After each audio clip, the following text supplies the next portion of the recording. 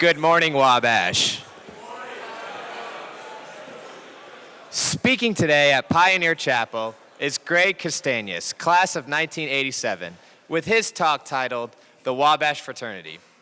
Greg Castanias graduated from Wabash in 1987, summa cum laude with a double major in English and philosophy.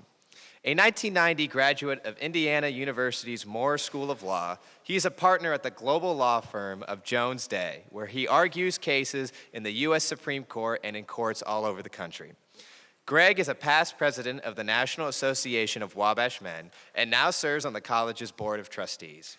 He is also a member of the board of directors of the International Lambda Chi Alpha Fraternity, where he serves as the fraternity's chancellor and chief judicial officer.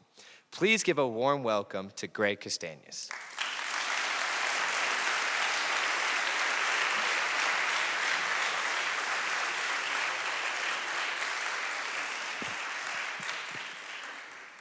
Good morning, Wabash. What a personal blessing it is for me to be back here. 35 plus years after I graduated, almost 40 years after since I was rung in on what was then known as Freshman Friday. Jim Amadon and Stephen Jones were there in the room with me back in 1983. And they can confirm for you that it was Freshman Friday back then. This is the third time I've had the privilege of delivering a chapel talk from this pulpit. On October 27th, 2011, I spoke to Wabash as the president of your Alumni Association, the National Association of Wabash Men, on the topic of men. I outlined then a personal vision for the future of Wabash College as a college for men.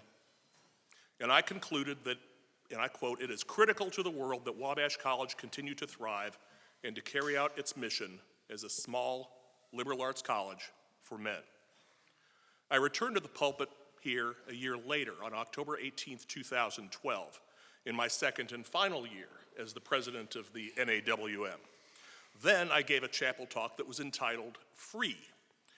October 18th, 2012 marked roughly the point in the school year when, on average, the bill for our students' Wabash education stopped being paid for by them and their families and started being paid for by gifts from alumni and friends, which is to say, the endowment and the annual fund. I also talked about a couple of other kinds of freedom that are near and dear to the Wabash man. One was the freedom that is inherent in a liberal arts education. You know, don't you, that it's called liberal arts because it's the education that's necessary for a person to participate as a free human being in a participatory democracy.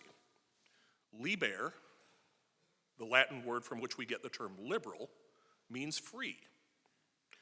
The other kind of freedom that I talked about was Wabash's freedom to be Wabash in the 21st century, a freedom that is only possible through the strong philanthropic support that is woven into the fabric of this very good place. Now I'm back before the college I love so well. 10 years older, 10 years grayer. I've had the privilege of serving as one of the college's trustees since 2018, and I'm proud to say that the alumni of this college re-elected me to another 4-year term as a trustee this past spring. That was not an applause line, but thank you very much.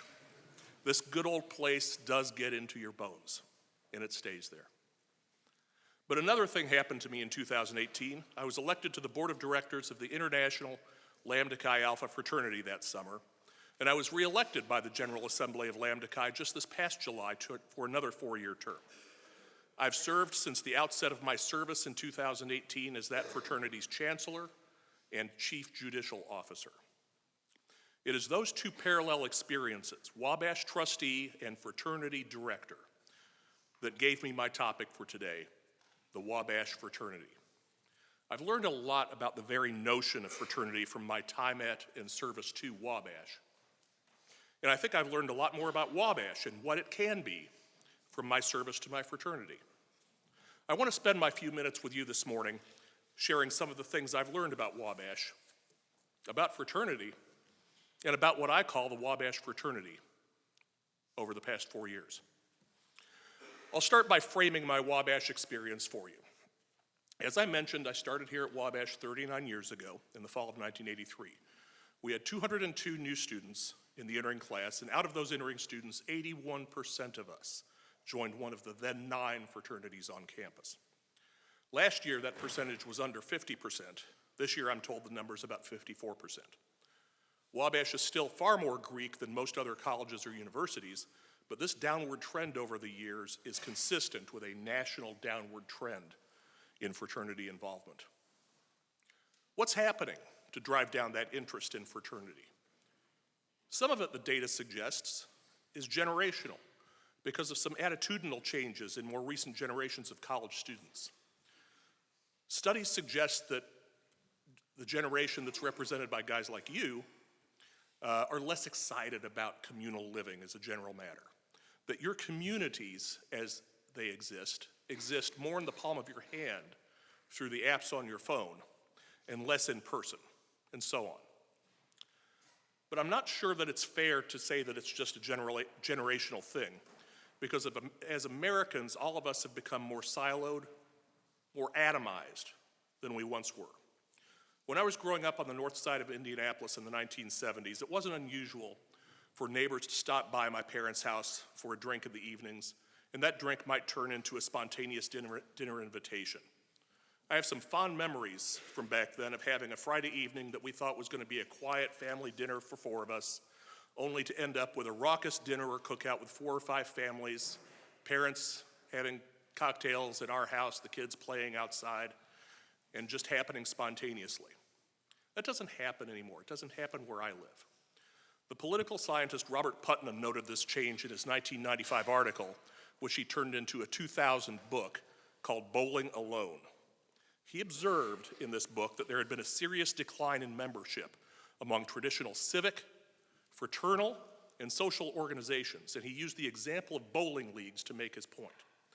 He showed statistics indicating that the number of people who go bowling actually had increased over the prior 20 years, but that bowling leagues had virtually disappeared. People were going to the bowling alleys by themselves, and by doing that, they were missing out on the social interaction and civic discussions that might otherwise have occurred among teammates and across teams. We lose as a community, as a nation, when our citizens lose this sense of bonding, when we lose these opportunities for interaction, these exposures to people who might have different views and different experiences from themselves. Dean Redding has shared with me some data suggesting that fraternity membership is positively correlated. Now remember, I might have been a Division II major, but I know enough to know that correlation is not the same thing as causation. But it's positively correlated with staying at Wabash and graduating from Wabash. Indiana University's foundation, that's the fundraising arm of Indiana University, has data showing that Greek membership is positively correlated with an enduring relationship with the institution, a greater degree of participation as an alumni volunteer, and of course, alumni giving. Only 19% of the donors to Indiana University were Greek affiliated, but they accounted for 60% of that university's donations. So I'm here to tell you that fraternity membership is and can be a good thing. But all is not well at all in the Greek world. As I mentioned, interest in fraternity membership is decreasing nationally. The press about fraternities is horrible. This past weekend, a video went viral on social media showing members of 2 Ole Miss fraternities, Sigma Chi, sorry guys, and SAE. I don't have to be worried about SAE here, and you're going to hear more about SAE in a moment. Sigma Chi and SAE members getting into a knockdown, drag-out fight in the stands. One group in their blue blazers, button-down shirts, ties, and khakis, the other in matching shirts and caps. A website called Barstool Sports picked that up and posted it on Twitter, where as of yesterday, it had been retweeted almost 15,000 times and gotten over 80,000 likes. I only saw it because a friend of mine in DC, a PhD economist who is employed by the Congressional Research Service, posted it on his Facebook page with this comment: "Maybe these boys' clubs have run their course." And if you want, Google the terms SAE Oklahoma song after we're done here this morning. This was a busload of white fraternity guys singing one of the most disgusting, racist songs you could imagine, with free use of the N-word and images of a lynching. And these guys thought it was so great that they videoed it for themselves. You'll quickly understand once you view that video why frat culture and fraternities in general get a bad name. Now, I want to share with you a few things that I've learned as the Chief Judicial Officer for the International Lambda Chi Alpha Fraternity over the past 4.5 years. The first thing is not just Lambda Chi, but all fraternities, all of you guys, are founded on and have constitutions or other organic documents, and you have initiation rituals that are based on the highest of ideals: gentlemanly behavior, responsibility, character, courage, fairness, decency, integrity, justice, good manners, manly virtues. Yet it doesn't take but a few knuckleheads. That's the term that was favored by our former CEO at Lambda Chi. Those knuckleheads, just a few of them, can change the entire culture of a fraternity chapter for the worse, and do so immediately. I've seen evidence in my work of activities, and in some cases I've had to write judicial opinions upholding the expulsions of members who engaged in activities that go 180 degrees against the values they swore oaths to uphold, including damaging or destroying their own fraternity brothers' property, threatening or even actual physical assaults on their own brothers, disgusting social media posts about female guests and others, rampant lying, racist comments or acts. The list could go on. And you'll notice I haven't even mentioned the unholy trinity of fraternity problems: hazing, alcohol abuse, and drug abuse. Nor, for that matter, have I mentioned another problem that is endemic to the, quote, frat culture at a lot of campuses, and that is the lack of diversity among their memberships. Fraternities have, as a general matter, and we certainly did this when I was here, we have long recruited on what I call the good guy just like me model. We tend to want to recruit people just like us from our own neighborhoods, our high schools, our athletic teams, and so on, without giving any particular thought to what they're missing by recruiting in that fashion, by what they could be getting if they opened their eyes to other opportunities. If you watch that Barstool Sports video from Ole Miss, you might see 100 guys in that brawl, and maybe one of them, if I saw it correctly, maybe one was black. Otherwise, all white faces. The same for that reprehensible racist SAE video from Oklahoma. Recruiting only people who feel or look similar to us deprives us of the opportunities to grow, to expand our horizons, to perhaps have somebody say to us, "That's wrong, you shouldn't do that." The University of Mississippi became better in 1962 when James Meredith integrated it with the assistance of federal and state military forces. It's a shame to see that in 2022, two of Ole Miss's largest fraternities apparently had but one black man at most among them. Things go wrong when fraternities don't take active steps to recognize their and their members' unconscious biases, and instead provide only a narrow definition of appropriate membership. And when things go wrong at a fraternity chapter, they can go really wrong. When we at Lambda Chi have to suspend a chapter, that means close a chapter, we usually have to wait at least 4 or 5 years before even considering chartering a chapter at that university. Why so long? Because we need to wait until all of the participants in the fraternity chapter that we closed have cleared the system, so to speak, so that all the members who were involved with those failures are no longer there at the university, and the chapter can truly start fresh, ideally with strong support from chapter alumni who will help to inculcate the values, the real values of the fraternity, and guide the new members and their new leaders through their recruitment and education processes. But sometimes, unfortunately, the alumni are themselves part of the problem, not part of the solution. We closed one chapter at a large university in the South and denied their request for an early rechartering because the alumni were just as responsible as the undergraduates for the bad behaviors that caused the closing in the first place. And worse, the main reason the alumni wanted to recharter the chapter so quickly was that so they could tailgate at the chapter house before football games.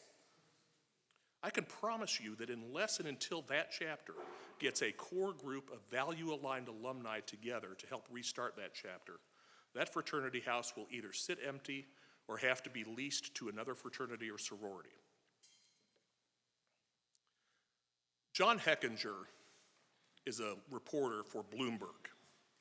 He wrote a book called True Gentlemen, The Broken Pledge of America's Fraternities, which sought to explore how these high-minded, philanthropic, fraternal organizations decompose into these tawdry, notorious, toxic institutions. He spends almost 300 pages exploring these questions, and he can only conclude his work with another question.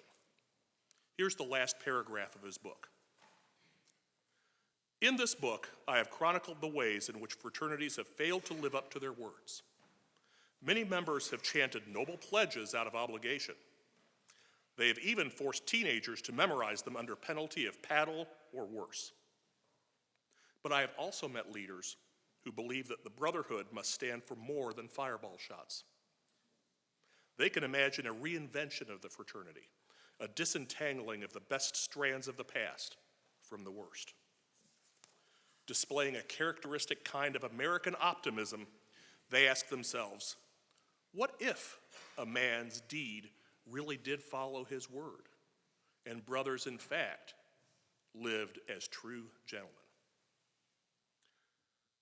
What Heckinger identifies as wrong with American fraternities in general says a lot about what seems to me to be right about fraternities at Wabash, and indeed what is right about Wabash College. And here I have to call out another one of our fraternities on our campus for showing the way.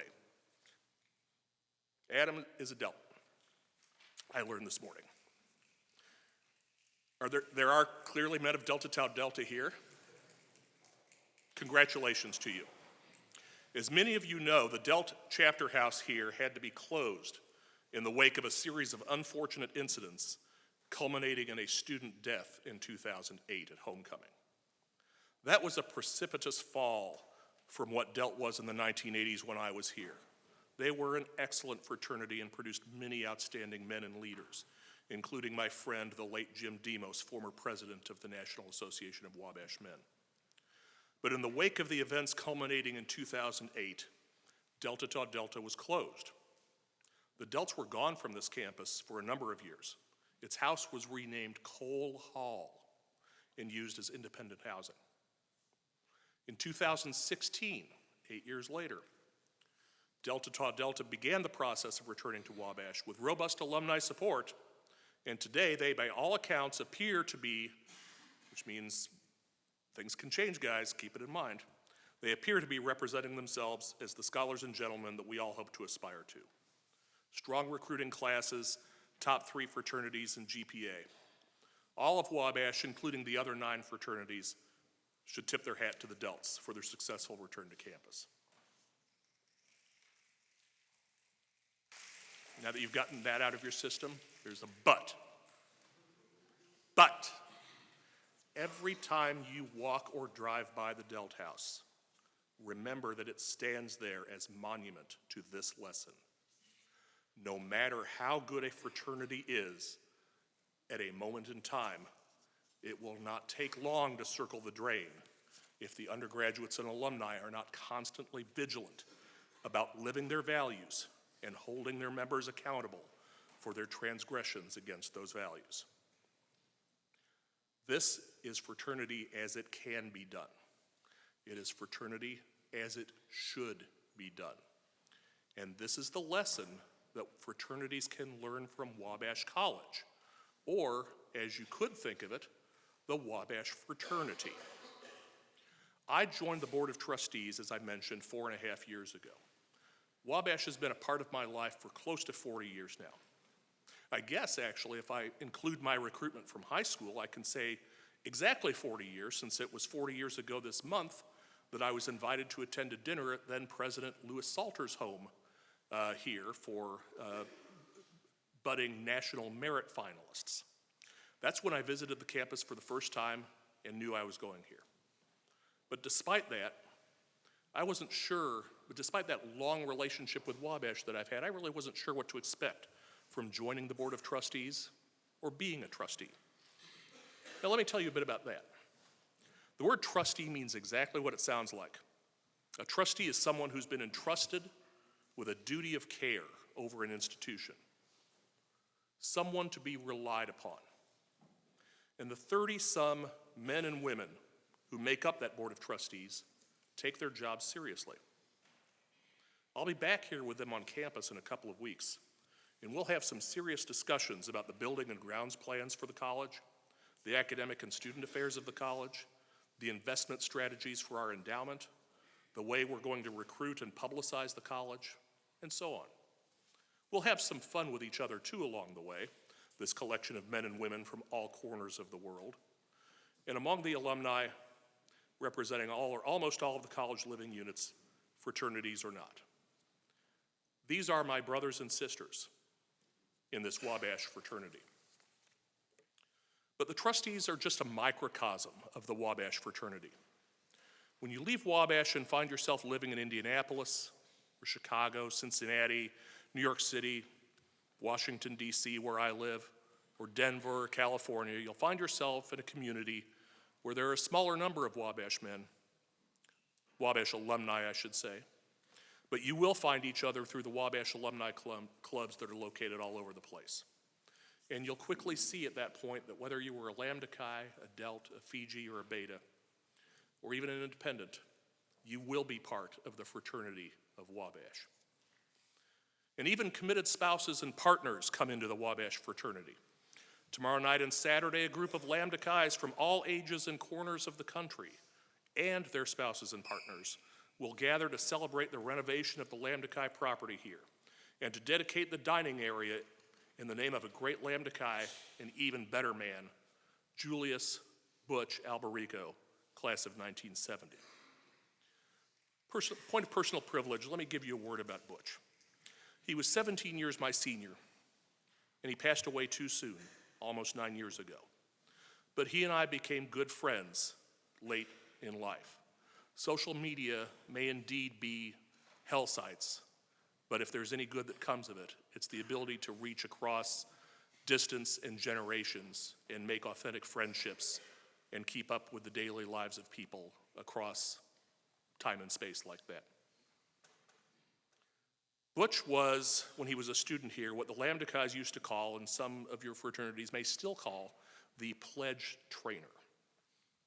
But he took that job in the late 1960s, and he was instrumental in the transformation of Lambda Chi away from a pledgeship and hazing organization into the associate member and fraternal education organization that it now is, and has been nationally since the early 1970s.